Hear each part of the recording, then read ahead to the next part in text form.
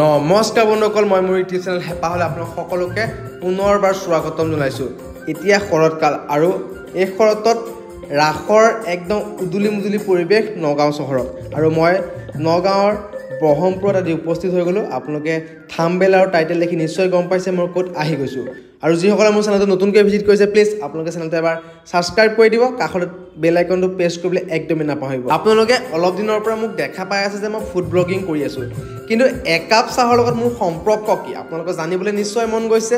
আৰু এই চাহকাপ খোৱাৰ পিছতেই মই ব্ৰহ্মপুৰৰ কেন্দ্ৰীয় ৰাসৰ ভিডিঅ' নকৰাকৈ কেনেকৈ পাৰোঁ, গতিকে মই ৰাসৰ ভিডিঅ' কৰিলোঁ, লগতে মোৰ বন্ধু দুজনৰ লগত চাহৰ সোৱাদ ল'লোঁ। আৰু আকৌ এবাৰ আহিবা চবখনত চাহৰ একদম অতুলনীয় সোৱাদ পালোঁ। দেখিছে গৰম গৰম চাহ আৰু সময় তেতিয়া পাইছিল 2টা, আৰু 2টা বজাত আমি এই চাহকাপ খোৱাৰ পিছতেই আৰু আমি ভিডিঅ'সমূহ সংগ্ৰহ কৰিছিলোঁ।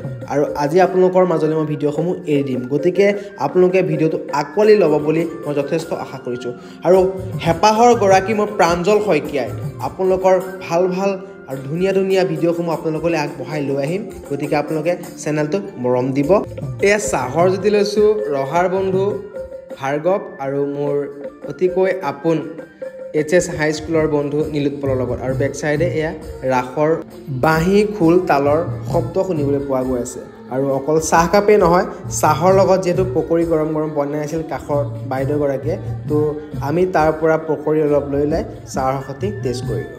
আৰু বাইদেউগৰাকীয়ে মুখত হাত দি হয়তো চাগে তেওঁ কিবা অসুবিধাৰ সন্মুখীন হৈছিলে। বাইদেউ সুধিছিলোঁ বাইদেউ কিবা অসুবিধা হয় নেকি, তো বাইদেউ হাঁহি পেলাই কৈছে একো নাই ভাইটি একো নাই।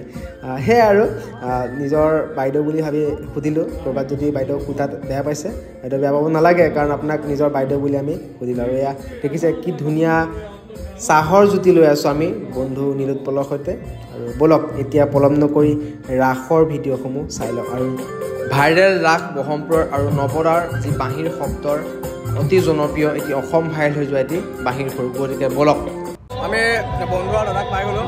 ৰাস চাব আহিছে এই হাঁহি যায়, ই আকৌ পিছফালেও মোক মাত লগাইছে বোলে ব্লগিং হৈ আছে বোলে, হয় নহয়? কেন্দ্ৰীয় ৰাসত আহি কৈ আছোঁ খানা মেইন